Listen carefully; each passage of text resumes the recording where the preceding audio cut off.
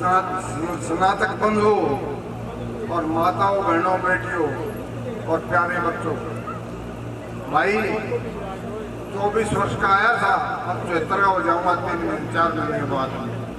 बड़ा जीवन अच्छा चला, बहुत बढ़िया जीवन चला। मैं बड़ा संसार सौभाग्यशाली व्यक्ति हूँ। मेरे जैसा सौभाग्य कोई देखे शायद ही कोई आया हो। सबसे पहले लक्षण अच्छे माता पिता मिले।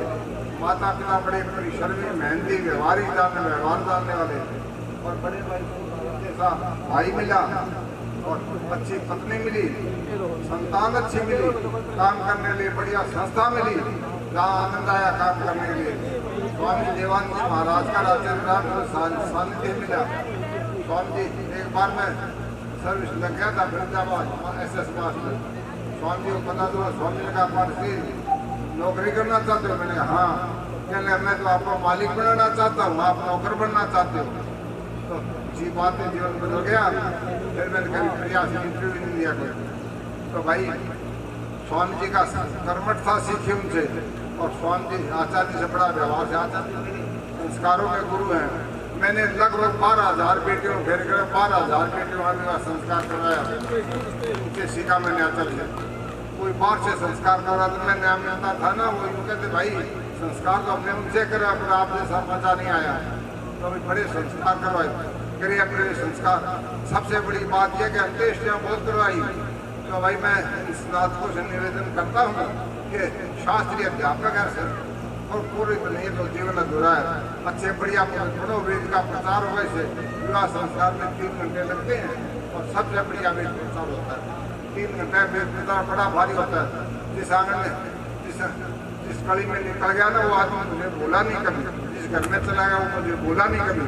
भाई जिस गली में से गाड़ी घुमा दी ना, तो कट के भर आया, बड़ा दान दिया, बड़ा धन दिया, किसी ने मना नहीं किया। खेलने तो बड़ा परिश्रम किया। जीवन में 3 संकट आए। 3 सबसे पहला संकट आया, इन बच्चों ने माता दिया, पर मुझे इन बच्चों ने बड़ा संभाला। कहीं तो माता बाप बच्चों को संभालते, मेरे बच्चों ने मुझे संभाला। बेटियां बड़ी गंभीर निकली, बेटे बड़े अच्छे निकले, इन्होंने मुझे पल पल संभाला। और उसके बाद एक संकट आया 2006 में, और 11 में मिटा। 11 केस हुए थे, 11 मुकदमे। वो 11 मुकदमे कम नहीं होते थे, सब मुकदमे में। एक मतलब हाई कोर्ट चंडीगढ़ गया, चंडीगढ़ वहाँ से कोर्ट ने फटकारा कि बेईमान, क्या 9 लाख पेनल्टी हो रख, आज घर से निकल बार घुसे। तो वैसे चंडाल चौकड़ी बड़ी खतरनाक थी। उस चंडाल चौकड़ी को गुरुकुलों बर्बाद करने का प्रयास किया, पर तो मैनेजमेंट के सहयोग से अंदर के कार्यकर्ताओं ने बड़ा भारी सहयोग दिया, मात्रा से अधिक सहयोग दिया, तो हम विजयी रहे। उसके बाद हमने स्वामी जी 9 किले जमीन छोड़ के गए थे। आज 18 एकड़ जमीन है गुरुकुल के पास, इधर नहर के साथ रोड के साथ लगती है। 9 किले जमीन थी, आज 18 एकड़ जमीन है। कितना ही काम कर लो 18 एकड़ जमीन है। यहाँ भी संकट आया, 2 साल संघर्ष चला। लोग मुझे मारने के लिए आते थे, तेरे हाड़ बढ़ा देंगे बाढ़ में। मैंने कहा मेरे हाड़ बढ़ा देना, भगवान तुम्हारे कैद न करवाए। यूँ क्या करे जीवन चलाया। तो भाई बड़ा अच्छा जीवन रहा।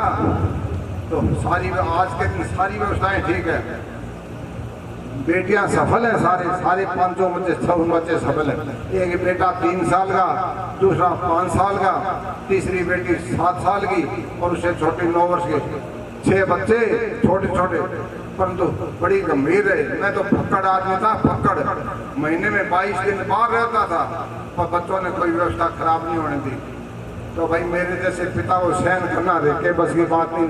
सबसे बड़ी बात मैं स्नातकों से कहता हूँ, भाई मेरे जैसे करेला कड़वा और नींद पे चढ़ा उससे भी खतरनाक। तो भाई अब तो लोग CCTV कैमरे लगाते हैं। मेरे पास CCTV कैमरे सदा से आया, तो मैं हर बच्चे की हर गतिविधि पे नजर रखता था।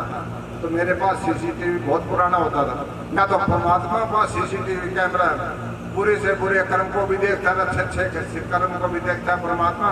उसको कहते हैं तीसरी आंख। या तो परमात्मा के पास तीसरी आंख है, उसके बाद यदि वो तीसरी आंख थी तो मेरे पास थी। वो संस्कार आज भी है। तो भाई मैं सारे स्नातक मंडल का धन्यवादी हूँ। इन्होंने मेरे जैसे व्यक्ति को यहाँ स्टेज पे बिठाया, मैं शुक्रगुजार हूँ। और सबसे बड़ी भूल है, कहता हूँ मैं अपने बच्चों का ऋण नहीं उतार सकता, कई जन्म मेरे बच्चों ने मुझे बड़ा भारी सहयोग दिया। ओम शम, धन्यवाद सर। से सुनना, जब तक जीवन है, शरीर चलता है, मुझे आधी रात बुला लेना, मैं स्वच्छता के लिए कहीं में मोड़ूंगा। मैं अंतिम बात हूँ, मैंने बैठे बैठे 12 ट्रेन की मांग दी, 12 टीन, 10,000 टीन आता तो 1,00,000 1 घंटे में मांग दी है।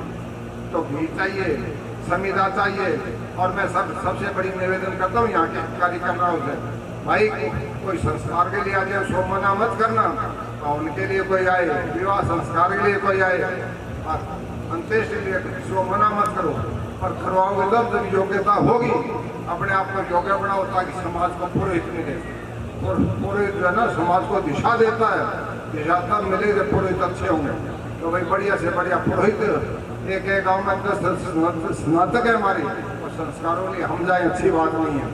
तो भाई वहाँ के लोकल पुरोहित है ना, गाँव में, गाँव को संभालो अपने गाँव में, बार से पुरोहित मत मिलाओ, पढ़े लिखे हो, सारी बातें। मैं तो अनपढ़ जैसा था, पर मैं एक पंडित कहीं भी फेरे वाली आया, एक शास्त्री रिटायर्ड था वहाँ परवाड़ा गाँव का, उकलाना मंडी से था।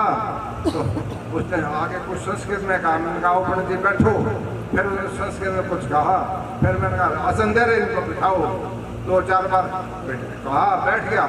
फिर मैंने संस्कार करवाया। संस्कार के बाद मैंने कहा 10 मिनट के लिए पंडित जी कहेंगे, उपदेश करेंगे। जी निकल गया, कहने लगा जी मैं क्या उपदेश करूँ, आपने कुछ छोड़ा ही नहीं। कौन उपदेश करे, उपदेश करने की शक्ति लगती है। तो भाई अपने आप को योग्य बनाओ, खुद ही उकार बुलंद इतना, हर तकदीर से पहले खुदा बंदी से खुद पूछे, बता तेरी रजा क्या है। बहुत धन्यवाद। बहुत बहुत धन्यवाद जी। कहते हैं कि पढ़ते सब हैं, लेकिन